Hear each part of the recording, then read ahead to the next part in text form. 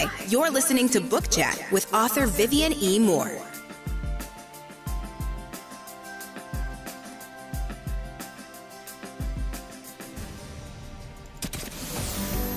Welcome, everybody, to this week's episode. We really appreciate you joining us. This podcast really shows us how we can all learn, live, and thrive off of each other. By sharing our knowledge through our conversations, we will impart some knowledge whilst learning ourselves how to progress even further. Here is your host.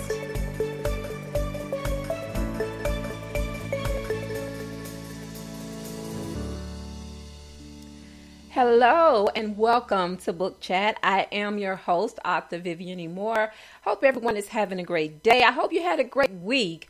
All right, so I don't want to hold you for too long today, so we're going to get right to today's show. And the title of the show is Standout, and the topic is Separate but Equal. All right, so we know that many things divide us. Wealth, culture, diversity, things that don't always seem fair. But in the world of writing and books, separate is a good thing. So let me tell you why separating yourself from the herd of writers is essential. Okay, so first of all, you need to create a unique brand, a stylized way of writing that has your name written all over it. Authors are recognized by how they write and what they write, determined by the content, the narrative, and the genre sometimes, with exceptional ability to produce high quality work. All right, so just to strengthen this argument, let me choose a well-known author, Stephen King. All right, so if you were to read a book of his that did not, if you are well versed in his creativity, how he writes. If I gave you a book that didn't have a cover or a back flap on it, it had in nowhere in the first page, it didn't call his name, it didn't say his name, it didn't speak his name. It was written nowhere on those first few pages, and you started reading that book. I wouldn't have to tell you who the author was, because right away you would know. Because if you are a true fan of Stephen King, then you know just by his style of writing what he's writing about. You know right away who that writer is, right? Okay, so he's a standout. He's one of those standout writers that he's not run of the mill or anything like that. There are no cookie cutter books that he puts out. Yes, he does horror and suspense and things of that nature, but still, there are few authors who are comparable to Stephen King, because he is he's like a force to be reckoned with. And I am a true Stephen King fan, so I guess it's why I used him as an example. But there are so many more. Toni Morrison, for example. If you are a true Toni Morrison fan, God bless her, because she's not with us anymore, but still, she's one of my favorite authors. So if I gave you a book that had no front back cover on it, had none of her personal information on there to identify who she was as the author, and you start reading that book, right away you would know that's Toni Morrison, because no one writes like Toni Morrison, so it has to be Toni Morrison. So you sort of get the drift of where I'm going today, where today's show, where I want to take you today with today's show. Because well-known authors have a specific technique that describes or names them quickly because they stand out from the rest. And that's the point that I'm trying to make.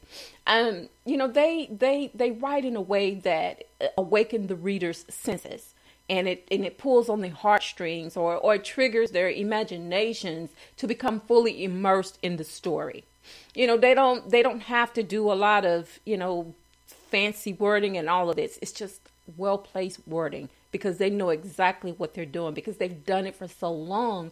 They know how to write a story. They know how to write a great story, a well-written story that makes them stand out from the rest, And there are a few authors who, if they desired to become copycats and try to, write the way they write, they still wouldn't be able to do it because it's something that comes from the inside. It's just something that gift that's in you that allows great writers to do what they do. You know, they are so individualized and so stylized in what they do that, you know, you can't duplicate that. You may come close, but you can't duplicate it. Authors who stand out from the rest, they write with strong, authentic voices that allow the reader to no longer see words, but the characters as if they are dimensional and real. And that's what we want. You know, when we read a book. Now, I've read quite a few great books this week.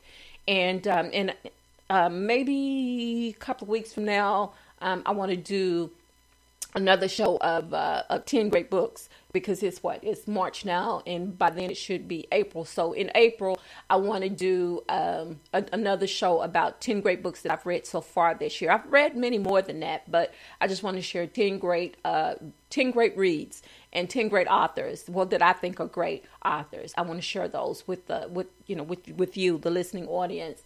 So you can go out and get those books, because let me tell you right away, right now, they are so worth reading. I mean, you talk about great writing, great stories.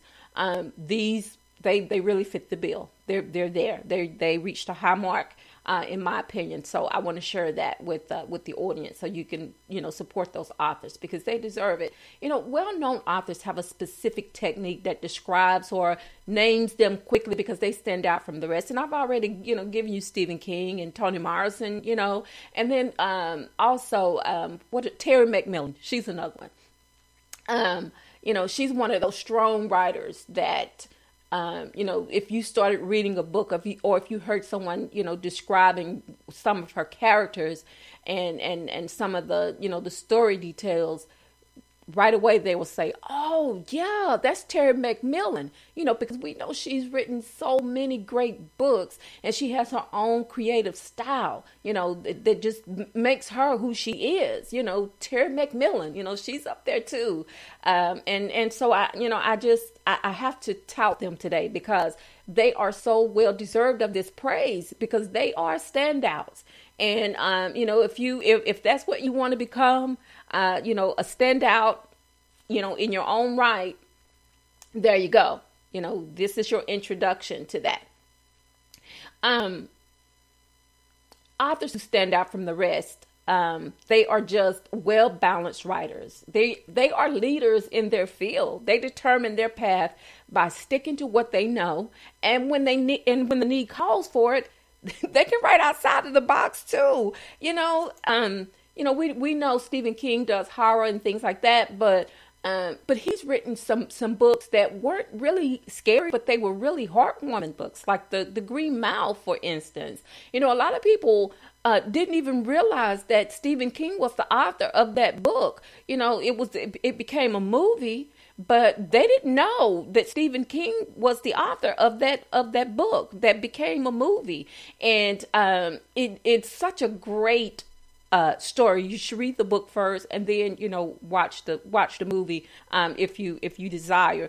But a lot of people wouldn't attribute that to him, and that's just an example of writing outside of the box. Because we know that Stephen King does horror like no one else can do it. Pet Cemetery and Salem's Lot and Silver Bullet, The Stand, It.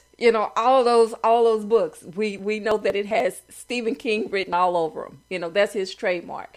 But then the Green Mile is just a little bit different from all of those books. Yes, it has that fantastical element, that comes along with Stephen King, as the author, but also it pulls on the heartstrings. It was a little bit different. So he brought you just a little bit of the mystical and things of that, but still it was more of a heartwarming story. So that's just who Stephen King is. He can do everything. He's versatile, so that's good. And you want to be that too. You want to be versatile. You don't want to try to copy someone else's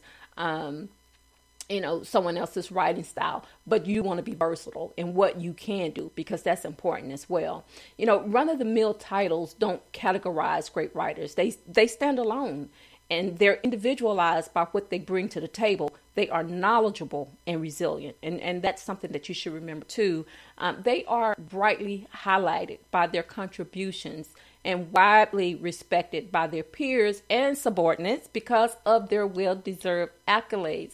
Now, I could talk about Stephen King and Toni Morrison and Terry McMillan and Alice Walker, oh my goodness, all of these great writers and authors, Lorraine Hansberry, I can just keep throwing them out there all day long, but we know them because of their writing style. We recognize their work. A lot of these authors that I've mentioned, they've had movies, made from their books, and and if you're familiar with them, when you see those books translated into the movie edition, it's like, wow, you actually get to see, what you've already read the story, and you've already visualized in your head what these people look like, who these characters are. And then once you get to see them on screen, it's like, oh my gosh, that's exactly what I envisioned in my mind when I was reading this book, and that's just what they do. That's what makes them stand out from all the rest. Because they are pros. Yes, they are pros, but their individualized style of writing is what says it all. That is their claim to fame, what they do and what they do best. And I guess the show is about the same thing. So, if you aspire to be one of those great writers like the ones that I've mentioned today, then, this is your chance to do that. Not to duplicate what they do, but to create your own brand, to create your own style, to see what works for you. And just a tip, if you want to see how people will receive your writing, write maybe a chapter or two, and let one of your friends or family member, let them read it, and and see what input or comments or whatever, what you get back from letting them read those short chapters. And because it can help you grow, it can help you to develop your story better and or more if you do that. I know a lot of writers, or they keep everything close to them. They don't want to share it until they're done with it. But to get better insight on where you need to go, the direction of the story, how you need to better, create these characters, how to make them stronger, in some areas and maybe tone them down a bit in others, but you want them to stand out. It may help you if you just take that little bit of advice and use it, because like I said, we never get too big or too talented to listen to good advice or listen to suggestions, because that helps you to grow too, to be better at what you do, to be stronger at what you do, so you can also be a standout. So not only are they standouts, the authors that I talked about today, but they make separate and equal look good. All right, folks, that's all I have for you today. I bent your ear long enough, so I'm going to let you go. But before I do that, I want to make sure I give you these URLs. So, of course, the first one is to Spreaker, and it is https://www.spreaker.com/user/author Vivian E. Moore. You can follow me, like me on all social media. That includes Facebook, Twitter, and Instagram. And Instagram is by invitation only. Also, you can check out my website. That is at https://author Vivian Moore. I'm sorry. Let me do that again. authorvivianemore.com or authorehshepherd.com. Okay, I think I got it right that time. All right. And also my blog, which is at https://vivianemore.blogspot.com. And if you didn't get the opportunity to listen to the live show today, don't despair, because this show is recorded each and every Saturday. So you can listen to the recorded episodes. You can listen to them on Spreaker, Apple Podcast, Spotify, iHeartRadio, Google Podcast, Castbox, Deezer, Podcast Addict, Podchaser, YouTube, SoundCloud, Giles Saban, audible.com, Verbal, VURBL, and Luminary. All right. So those are all the places where you can tune in to Book Chat. Either tune into it live each Saturday at 6 on Spreaker, or you can tune into the recorded episodes at your leisure. And while you're there, not only catch up on all the episodes, but also like and share if you don't mind. I would appreciate that so very much. So tomorrow is Worship Day, and I'm excited about that. I get excited about every Sunday that I'm able to listen to a sermon, because Lord knows I need to hear a word from the Lord each and every day, and I'm sure everyone else does too. So that's why I make sure that I mention this every single week. You may get tired of hearing me say it, but I'm sorry. That's necessary for me, and so I would be remiss if I did not share that with the listeners. But also be sure to invite your neighbors, your friends, your family to listen in, or to tune in to those live broadcasts that are on social media, or if you listen to the phone sermons like we do each Sunday, or if you're going to the brick and mortar church house, just be sure to be safe. And their kids listen too. I can't stress that enough, because it's important for them. Kids get stressed just like we do. And, you may think that they won't pay attention to what's being said, but a lot of the times kids are like little sponges. They absorb everything. They could be doing 50 other things, but at the same time, they've got a listening ear, and their brains are like little sponges that absorb everything. When you think they're not paying attention, just say something bad, and at an inopportune time they will repeat it. So that lets you know that they do listen. And also be sure to tell someone what you mean to them. Tell people that you love them, because tomorrow is not promised. Today may be the only chance you get to say that. So I love you. I hope you love me back. Until the next time you hear my voice, God bless you, and goodbye.